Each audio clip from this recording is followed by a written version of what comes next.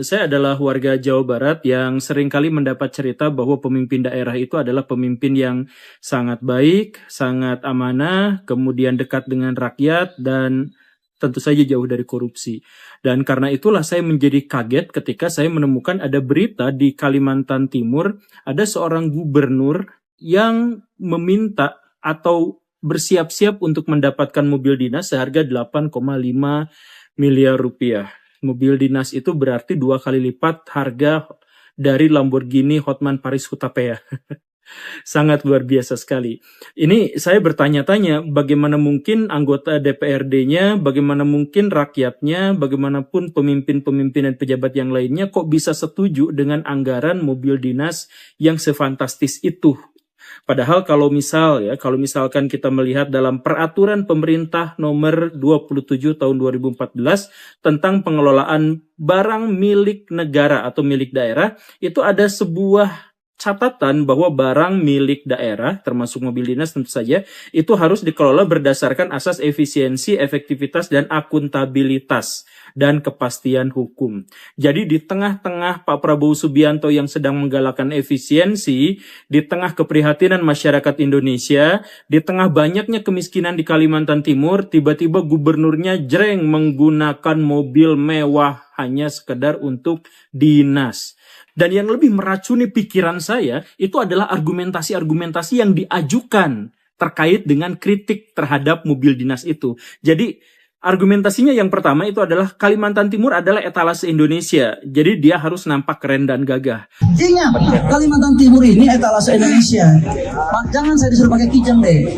Kemudian, ini adalah marwah dari Kalimantan Timur. Tim ini marwahnya Kaltim, marwahnya masyarakat Kalimantan Timur. Dan kemudian spek dari mobil dinas yang dimaksud harus sesuai dengan kondisi jalan atau kondisi wilayah Kalimantan Timur. Ini otak saya benar-benar teracuni Baraya dengan argumentasi ini. Maksudnya adalah kalau orang ini benar-benar berargumentasi dengan cara seperti itu, kalau saya boleh ngasih saran kepada rakyatnya, tolong segera diturunkan gubernur semacam ini tuh, dimakzulkan. Karena ini berbahaya. Ini otak, kalau argumentasinya benar begitu dan ini berasal dari idenya, ini berbahaya sekali. Ini di abad pertengahan itu ada seorang pemimpin besar Prancis, namanya adalah Raja Louis ke-14. Dia tuh terkenal dengan kata-kata nyeletet semua. Negara adalah saya adalah negara, negara adalah saya. Jadi kalau saya keren, maka negara akan terlihat keren. Kalau sayanya gembel, maka negara akan terlihat gembel. Itu alam pikirannya dia gitu. Dan inilah yang kemudian dianut oleh Bapak Gubernur itu. Jadi dia pikirnya adalah kalau Kalimantan Timur itu adalah etalase Indonesia, maka harus dia yang kelihatan keren sebagai pemimpinnya. Kan ngaco gitu. Dia tuh berpikiran, dia tuh berpandangan bahwa dirinya itu adalah representasi dari Kalimantan Timur dan Kalimantan Timur itu adalah milik dirinya. Sama seperti pernyataan dari Louis ke-14 tadi itu. Jadi kan Kalimantan Timur itu adalah etalase Indonesia. Karena itu dia tidak boleh memalukan. Karena itu saya harus tampil keren. Kan bukan. Kalau memang Kalimantan Timur itu adalah etalase Indonesia, maka buat dia menjadi keren, buat dia menjadi bagus, buat sumber dayanya terkelola dengan baik, buat rakyatnya sejahtera, buat pejabat-pejabatnya itu jujur, adil, dan transparan. Kalau memang itu benar-benar adalah etalase Indonesia, tampilkan Kalimantan Timurnya sebagai daerah, sebagai wilayah yang memang unggul sumber daya manusianya, unggul infrastrukturnya, unggul sumber daya alam dan sumber daya manusianya. Bukan dia yang kemudian pamer tampil flexing dengan mobil mewah 8,5 M. Itu kan logikanya tuh ngaco. Karena Kalimantan Timur adalah, saya harus mengulang-ulang karena itu adalah kata-kata yang paling meracuni pikiran saya, Baraya. Kemudian beliau juga mengatakan bahwa ini kan marwah gitu. Jadi gak mungkin mobil dinas itu harus asal-asalan atau standar-standar aja. Ya justru marwah itu harus ditampilkan dengan adanya kuatnya, kokohnya, teguhnya amanah. Jadi kalau rakyat Kalimantan Timur banyak yang masih miskin, kalau rakyat Kalimantan Timur masih banyak yang kelaparan, banyak anak-anak yang stunting di sana, banyak pembalakan liar di sana, korupsi merajalela di mana-mana. Nah, maka itulah yang menjatuhkan marwahnya. Jadi Mau semewah apapun mobil dinas yang dimiliki oleh kepala daerahnya, kalau masyarakat Kalimantannya hidup dalam perih kelaparan, kalau rakyatnya itu hidup dalam pesakitan, ya nggak mungkin marwahnya naik. Kenapa yang dipikirnya itu untuk membuat marwah Kalimantan Timur besar, maka dirinya harus punya mobil mewah. Yaitu pikiran Letat semua itu, pikiran Raja Louis ke-14 itu gitu. Dan yang paling ngeyel itu adalah beliau berargumentasi bahwa mobil dinas itu harus disesuaikan dengan spek jalan Kalimantan atau spek kontur tanah Kalimantan. Ya, sebenarnya maksudnya adalah mobilnya itu kan mobil gede, yang bannya itu gede, yang cengkramannya itu kuat, yang sebenarnya mobil itu tuh digunakan untuk dalam tanda kutip ya, untuk menerabas jalan yang jelek, hutan yang belum terjamah, dan sebagainya. Mobil itu tuh mewah sekaligus tangguh, kan begitu kan? Jadi sebenarnya dia tuh meyakini dari dalam hatinya sendiri bahwa jalan-jalan Kalimantan Timur tuh rusak. Jalan-jalan Kalimantan Timur tuh jelek. Jalan-jalan Kalimantan Timur itu banyak yang berlubang, banyak yang jeblok, banyak yang becek. Dan karena itu dia pakai mobil itu, kan begitu. Cuman kalau ada orang yang berpikir amanah, maka pikirnya itu gini nih. Kalau saya menguasai sebuah wilayah dan wilayah itu jelek, maka saya perbaiki jalannya. Bukan saya berpikir naik kendaraan yang mewah sehingga saya bisa melewati jalan yang jelek gitu. Kan itu logika berpikirnya tuh gitu. Itu kalau pemimpin yang amanah. Kalau pemimpin yang, ya itu saya juga nggak tahu. Saya heran kenapa orang Kalimantan Timur kok mau mendapatkan pemimpin yang seperti ini. Maksudnya dari alam pikirannya saja, kalau benar ya, kalau benar perkataan ini berasal dari alam pikirannya, dari ide dan gagasannya, itu kacau luar biasa Baraya. Jadi dia tuh menganggap bahwa dirinya keren, maka semua Kalimantan akan terlihat keren gitu. Pemikiran abad pertengahan yang justru malah dianut oleh masyarakat, oleh pemimpin yang ada di dunia modern, dan itu ada di Indonesia. Nah, saya tuh kan berpikir kenapa sih orang-orang Kalimantan mau milih orang kayak gini. Ternyata pas saya lihat spek latarnya itu memang beliau itu udah cukup kontroversial. Cukup kontroversial dalam hal beberapa kali beliau itu kena kasus atau kena dugaan-dugaan. Seperti diantaranya tahun 2019 ketika beliau jadi anggota DPR itu, beliau diduga money politik dengan bagi-bagi uang. Nah, dan kemudian ada beberapa pejabat di sekitarnya, termasuk adik kandungnya sendiri, yang juga ternyata adalah seorang koruptor, kena OTT, dan sekarang itu sedang mengalami di penjara ya, 6,5 tahun. Itu ternyata adalah adiknya sendiri yang sempat diajak kerjasama itu. Kemudian ada cerita lagi, Juli tahun 2025, ajudannya itu pernah menghalang-halangi wawancara dari wartawan. Jadi ada wartawan yang mempertanyakan soal pembalakan liar atau yang semacam itu, tapi justru malah ditahan-tahan dan mendapatkan kekerasan verbal. Ada kejadian yang seperti itu gitu ya. Jadi memang orang ini tuh udah problematik dari awalnya. Cuman kenapa terpilih? Ya karena ada dugaan-dugaan politik uang dan sebagainya. Ditambah lagi kalau Baraya cek, ternyata beliau itu adalah bagian dari dinasti besar penguasa di Kalimantan.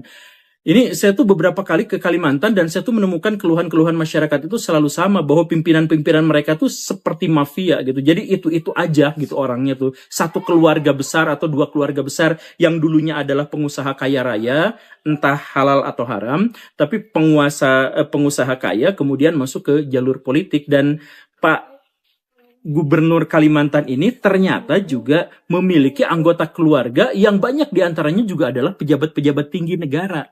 Jadi ada dugaan nepotisme dalam hal ini. Coba kita cek ya. Beliau sendiri adalah Gubernur Kalimantan Timur. Kemudian istrinya, Syarifah Suraidah, itu adalah anggota DPR RI. Kemudian adiknya, Hasanuddin Masud, itu ternyata adalah Ketua DPRD Kalimantan Timur. Nah, jadi gubernurnya beliau, ketua DPRD-nya adalah adiknya. Nah, jadi wajar kalau tiba-tiba dapat mobil mewah untuk dinas ya. Jadi wajar dalam hal ini ya. Kemudian ada juga adiknya berikutnya lagi adalah Abdul Ghafur Masud. Itu ternyata adalah Bupati Penajam Pasir Utara yang kemarin ketangkep sebagai koruptor. Itu juga ternyata adalah keluarganya. Kemudian ada juga Rahmat Masud. Itu adalah wali kota Balikpapan. Kemudian ada Syahriah Masud. itu adalah anggota DPRD Kalimantan Timur. Jadi satu keluarga itu berkuasa di mana-mana, dari mulai eksekutif, pejabat, dari wali kota, kemudian gubernur sampai DPR dan DPRD, itu semuanya dari satu kelompok ini gitu. Nah, jadi dalam hal ini sebenarnya adalah salah satu yang oleh amanat reformasi sebisa mungkin dihilangkan. Pejabat-pejabat yang semacam ini tuh dihilangkan. Kalau mungkin, karena salah satu amanat dari reformasi itu adalah anti nepotisme, bubarkan nepotisme. Ini sudah jelas dari pemimpin eksekutifnya itu adalah satu keluarga dengan pemimpin legislatifnya, dan ada banyak kroni-kroni di sekitarnya. Latarnya adalah pengusaha dan kemudian banyak sekali berkonflik dengan hukum atau banyak sekali kena kasus-kasus yang menjeratnya pada urusan hukum. Ya walaupun kemudian tidak terbukti atau apa, tapi intinya lumayan banyak urusan-urusan hukumnya. Saya cuma ingin memberikan pesan kepada teman-teman semua dari seluruh wilayah di Nusantara, seluruh wilayah di Indonesia. Kalau milih pemimpin itu please jangan lihat janji-janjinya. Banyak pemilih-pemilih di Indonesia yang kalau dia menjatuhkan pilihan pada seseorang itu karena janjinya. Oh, orang ini mah janji ngasih makan gratis. Oh, ini mah janji ngasih pendidikan gratis. Dia ngeliat tuh itu. Padahal salah Baraya. Kalau memang mau lihat karakteristik dari seorang pemimpin, lihat historisnya. Lihat portofolionya. Lihat latar belakangnya. Lihat sejarahnya. Karena siapapun di antara kita yang tidak mau belajar dari sejarah, dia akan dikutuk untuk merasakan penderitaan sejarah. Selamat datang di Kalimantan, sebuah pulau yang sangat eksotis, kaya akan budaya dan sejarah, tetapi sekarang tenggelam dalam ego dan lumpur ketamakan. Kalau Baraya ingin hidup tentram, damai, makmur, sejahtera, enak, dulu mungkin Baraya bisa direkomendasikan untuk tinggal di Kalimantan. Beberapa wilayah itu sangat baik untuk itu, tetapi kalau Baraya datangnya sekarang, mungkin Baraya salah tempat. Alih-alih mendapatkan kemakmuran, kalau Baraya sekarang tinggal di Kalimantan, yang ada adalah kulit yang bisa saja jamuran dan napas yang bisa saja ngap-ngapan. Kenapa bisa seperti itu? Simak videonya sampai tuntas, kita akan bahas 5 alasan kita jangan tinggal di Kalimantan. Yuk kita mulai.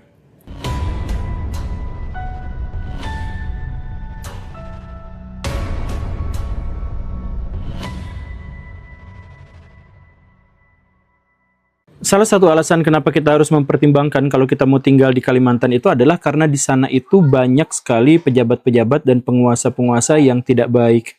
Dikuasainya birokrat oleh para oligarki, para dinasti, dan mungkin saja oleh para mafia. Banyak sekali mafia-mafia di sana.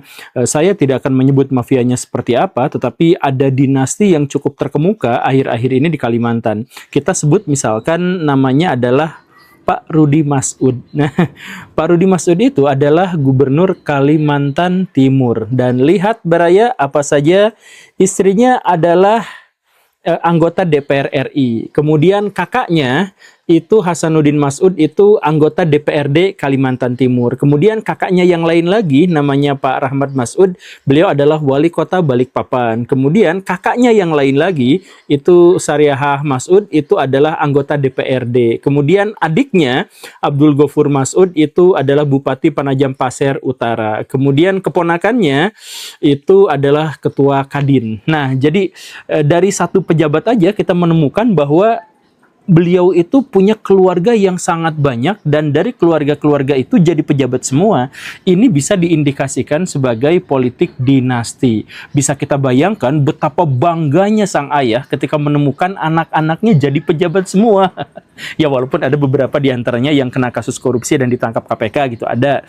Tetapi ya setidaknya ya sisanya itu adalah orang-orang yang sangat-sangat berpengaruh di Kalimantan.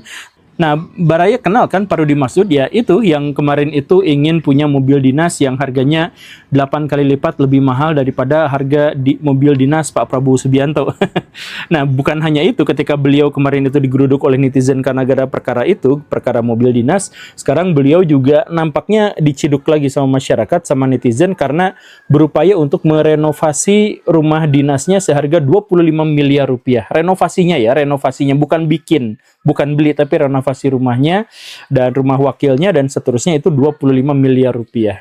Nah, ini coba kita bayangkan kalau misal kita adalah warga Kalimantan kemudian menemukan bahwa nasib kita kurang baik-baik saja, kemudian penegakan hukum juga di sini malah sangat letoy, kemudian infrastruktur juga banyak yang tidak baik, tetapi kita ternyata dipimpin oleh seorang yang menjadi anggota dari dinasti besar kekuasaan. Nah, saya ambil contoh beliau itu karena kalau Baraya tinggal di Kalimantan ya kurang lebih seperti itulah. Demokrasi itu tidak ada karena siapapun yang akan memilih nanti dalam pilkada, mereka akan disodorkan calon-calon yang sebenarnya itu-itu saja, berasal dari keluarga yang itu-itu saja, berasal dari dinasti dan oligarki yang itu-itu saja, bahkan satu grup, satu geng gitu. Nah, jadi kalau Baraya orang Kalimantan kemudian menghadapkan demokrasi, mau nyoblos lah calonnya dari sana semua gitu. Kalau kita yang mencalonkan diri itu sulitnya luar biasa Baraya, karena harus mendapatkan izin dari beberapa orang besar yang ada di sana gitu. Nah, itu hal pertama yang membuat tinggal di Kalimantan itu mungkin tidak terlalu direkomendasikan. Tapi kan itu politik dinasti gak apa-apa selama mereka profesional. Ya itu masalahnya Baraya. Ini poin yang keduanya ya. Poin yang keduanya itu adalah karena politik dinasti di sana begitu kuatnya, maka sebenarnya korupsi dan kolusi di sana juga sangat-sangat tinggi. Gak usah pejabat-pejabat yang tinggi lah harus kita sebut. Baraya tinggal di salah satu desa di Kalimantan gitu. Kemudian ada pemilihan kepala desa. Baraya akan melihat menjadi saksi bahwa kepala desa itu berapa sejak diangkat jadi kepala desa dia langsung kaya raya, mobilnya langsung beri baru, rumahnya langsung renovasi, kadang-kadang istrinya juga nambah baru, begitu seterusnya. Nah itu tuh baru ada di level desa. Dan ketika Baraya mencoba untuk memviralkan misalkan atau untuk mencoba melaporkan, itu nggak bisa. Kalau Baraya tinggal di Jawa, ada Baraya menemukan satu kejanggalan, korupsi lah katakanlah seperti itu, atau dugaan korupsi. Nah jatuh kan, dugaan korupsi. Baraya lapor ke polisi. Terus misalkan ya nggak ditanggapin, Baraya bisa diviralkan, bisa main viralkan gitu ya. Kalau di Jawa begitu. Tapi kalau Baraya tinggal di Kalimantan, ada pejabat daerah, ada warga kepala desa misalkan yang terindikasi korupsi. Dilaporkan ke polisi nggak akan diapa-apain. Dan kalau Baraya coba viralkan, alih-alih viral, Baraya yang didatengin. Ini serius, Baraya yang didatengin, kemudian dikasih sejumput ancaman, dikasih sejumput peringatan dan sebagainya, dan disuruh klarifikasi atau menghapus video dan sebagainya. Itu tuh banyak sekali. Semakin tinggi jabatannya, semakin berbahaya dia kalau diviralkan atau dilaporkan. Baraya tentu saja mengingat seorang aktivis, seorang wartawan yang namanya Abi Kusno.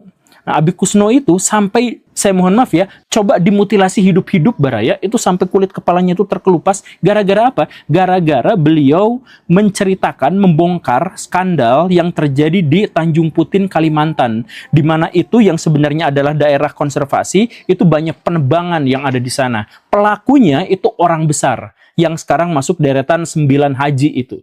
Nah, apa yang terjadi? Ya beliaunya itu langsung, ya begitulah, dan akhirnya meninggal dunia gitu karena alasan-alasan yang misterius gitu. Nah, tapi itulah yang terjadi kurang lebih kalau misalkan Baraya mencoba memviralkan sesuatu yang buruk yang terjadi di Kalimantan gitu. Nah, jadi dari tingkatan yang paling bawah sampai tingkatan yang paling tinggi, Baraya jangan coba-coba berurusan dengan korupsi. Karena apa? Karena di sana itu yang melakukan korupsi itu dalam bentuk dinasti, dalam bentuk oligarki yang telah membentuk sebuah sistem yang paten. Ya, tapi itu mungkin hanya kasuistis ya.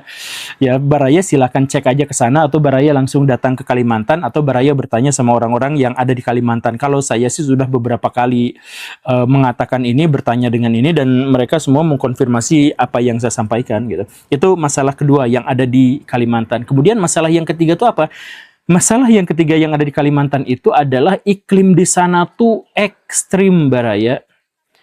Maksudnya adalah kalau saya datang ke sana di musim hujan, itu banjir. Banjirnya juga banjir yang ngeri. Karena banjirnya itu bukan hanya sekedar air, tapi airnya tuh bawa endapan-endapan yang tidak dikenal. Bawa lumpur-lumpur yang tidak diketahui. Warnanya juga beda-beda. Dan kadang-kadang kalau banjirnya udah raat gitu, suka di kulit tuh ada yang nempel gitu. Ya, hal-hal yang semacam itulah. Baraya tanya sama orang Kalimantan, itu kalau kita datang di musim penghujan. Kalau Baraya datang di musim kemarau, itu aduh, panasnya luar biasa Baraya. 35 mah dingin, di sana mah panasnya luar biasa, terus semak-semak hutan di sana entah bagaimana mudah sekali terbakar.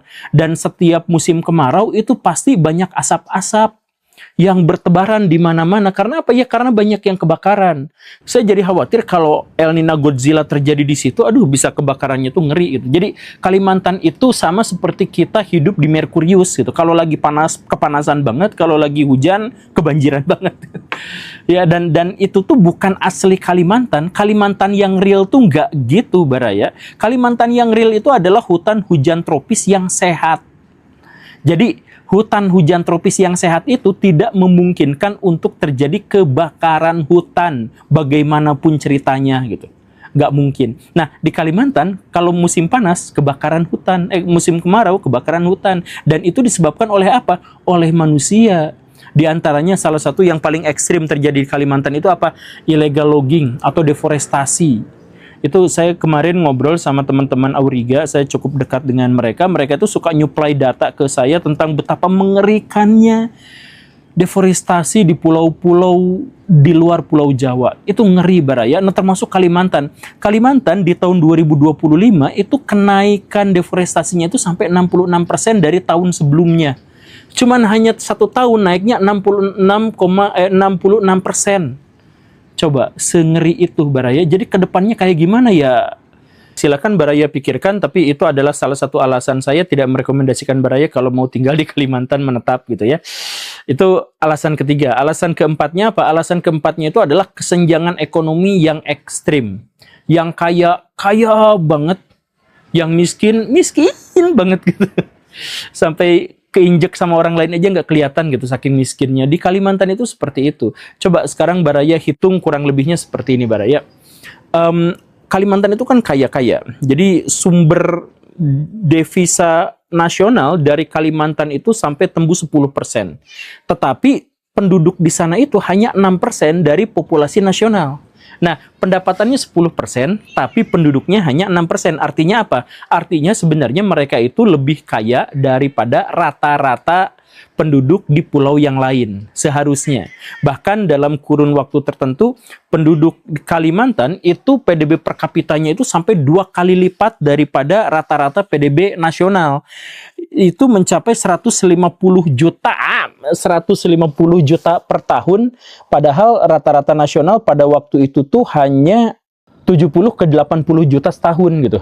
Nah, jadi sebenarnya kaya Baraya harusnya 2 kali lipat ya. Tetapi balik lagi, kalau Baraya ke sana, Baraya akan menemukan kesenjangan yang unik. Kalau Baraya masih tinggal di kota, Baraya tuh masih lumayan lah, jalan masih mulus-mulus, gedung-gedung adalah dikit-dikit gitu ya, walaupun nggak seramai Jakarta gitu kan. Tapi adalah seperti itu ya. Tapi begitu Baraya keluar dari perkotaan itu, aduh, jalan tibelesek gitu. Tidak ada penerangan, begal di mana-mana. Wah, pokoknya mah parah lah, luar biasa. Dan bukan hanya wilayah, kekayaan juga seperti itu. Yang kaya itu kaya luar biasa. Yang berurusan dengan sawit, yang berurusan dengan tambang batu bara, itu kayanya luar biasa. Tapi sisanya itu sangat tidak kaya, itu sangat miskin. Untuk siapa? Ya, untuk orang-orang Jawa sebenarnya. Dan ini pun pada akhirnya berdampak bukan hanya pada masalah finansial, tapi juga masalah pendidikan, masalah kesehatan, dan sebagainya. Saya ketika datang ke Kalimantan, saya tuh nanya sama mahasiswa-mahasiswa di sana, kok ngundang saya datang ke Kalimantan? Kenapa nggak ada orang-orang di Kalimantan saja yang bisa jadi pembicara, yang jadi level nasional, dan sebagainya? Kenapa nggak seperti itu? Kemudian mahasiswa-mahasiswa itu mengatakan bahwa mustahil bagi kita itu untuk maju, untuk sukses, kalau nggak keluar dari Kalimantan. Jadi kalau ngebetem di situ tuh ya nggak ada peluang, nggak ada kesempatan gitu, karena kesenjangannya yang sangat tinggi. Jadi kekuasaan, kekayaan, kemudian hak-hak privilege tertentu itu sudah dipaten, dimiliki sama pihak tertentu, sehingga orang-orang lain kalau misalkan mau sukses, mau kaya, ya dia harus keluar Pulau Kalimantan, misalkan ke Jawa gitu. Nah, kalau sudah di Jawa, dia bisa misalkan jadi lebih baik lagi, lebih besar lagi. Kan banyak juga tokoh-tokoh dari Kalimantan yang sudah jadi besar, tapi besarnya itu bukan di Kalimantan, harus datang ke Pulau Jawa gitu. Ya seperti itu kurang lebihnya, sengeri itu. Jadi Kalimantan sendiri tidak memberikan kesempatan kepada warganya untuk menjadi lebih sukses. Padahal, nah ini ironinya, ini berhubungan dengan nomor 5. Padahal sebenarnya orang Jawa bisa sukses, bisa maju, bisa enak, bisa nyaman itu ya gara-gara Kalimantan. Jadi maksudnya simple saja lah, simple. orang Jawa itu bisa makmur, bisa sukses kan gara-gara listrik. Keberadaan listrik di sini, infrastruktur listrik di sini itu luar biasa. Nah, listrik di Jawa itu sekitar 60-75% itu kan berasal dari pembangkit listrik tenaga uap yang disuplai bahan bakarnya oleh batu bara Kalimantan. Jadi sebenarnya yang membuat orang-orang di Jawa itu nyaman dengan listriknya, yang membuat om-om di Surabaya bisa nyewa LC, yang membuat om-om di Jakarta itu bisa main biliar sampai maghrib, sampai subuh dan sebagainya, itu adalah gara-gara suplai listrik yang diberikan oleh orang-orang Kalimantan. Tetapi dampaknya apa? Kalimantannya luar biasa rusak. Karena penambangan batu bara di sana itu banyak yang ilegal, banyak yang tidak sesuai dengan AMDAL, banyak yang benar-benar melanggar tata dan peraturan. Begitu. Nah, jadi dalam hal ini kita bisa mengambil sebuah kesimpulan sederhana bahwa yang menikmati batu baranya itu adalah orang Jawa, yang mendapatkan keuntungan finansialnya itu adalah para oligarki di Kalimantan, dan yang mendapatkan kerusakan lingkungan yang ekstrimnya itu adalah rakyat jelata. Jadi alhamdulillah semua kebagian gitu ya, semua sama rata. Cuman beda dikit pada kebagian apanya gitu. Ya begitu. Nah, ini juga sebenarnya ya poin kelima inilah yang pada akhirnya juga membuat kita tuh harus bertanya-tanya. Apa di pulau-pulau lain juga skema kerjasamanya adalah seperti ini gitu. Jadi keuntungannya diserahkan kepada Jawa, kemudian kekayaannya diberikan kepada oligarki di pulau-pulau itu, tapi penderitaan dan kerusakan lingkungannya ditanggung sama masyarakat setempat gitu. Apakah memang seperti itu gitu? Dan ini pula lah ya sebenarnya yang membuat orang Kalimantan itu secara ekonomi menjadi sangat rentan. Karena apa? Karena pendapatan mereka itu kebanyakan memang didapatkan dari menyuplai sesuatu ke Jawa. Karena sumbernya itu hanya satu, jadi banyak daerah-daerah di Indonesia yang sumber pendapatan utamanya itu satu gitu kan, kayak Bali gitu. Itu kan sebenarnya rentan. Bali itu kalau wisatawan turun dikit aja itu ekonomi bisa goyang di sana. Ada begitu pun dengan Kalimantan. Kalimantan itu kaya tapi rentan karena ekonominya itu dari tambang, dari sawit dan sebagainya yang semuanya itu akan dikirim ke Jawa dulu untuk diolah ke sana kemari gitu untuk berbagai kebutuhan. Nah, karena Kalimantan itu pada akhirnya hanya tergantung pada beberapa sumber daya yang harus disuplai untuk Jawa, maka ekonomi mereka juga sebenarnya sangat rawan, sangat rentan. Batu bara turun aja harganya sekian gitu. Pengusahanya santuy, tapi ya orang-orang kecil di bawahnya itu akan menjadi sangat kesulitan. Nah, dari 5 alasan itulah maka saya pikir, saya mohon maaf ya untuk orang-orang Kalimantan, tapi saya pikir orang-orang Kalimantan harus membenahi ini semua, atau kalau tidak, Pulau Kalimantan akan selamanya menjadi sesuatu yang sangat buruk untuk ditinggali. Jangan sampai pulau sebesar itu, pulau semegah itu, pulau dengan sumber daya yang sekaya itu, justru malah tidak direkomendasikan gara-gara terlalu banyak ketamakan, terlalu banyak ego, dan terlalu banyak kejahatan. Terima kasih karena sudah menyimak. Saya Guru Gembul dan kucing yang suka mengganggu. Pamit. Assalamualaikum warahmatullahi wabarakatuh.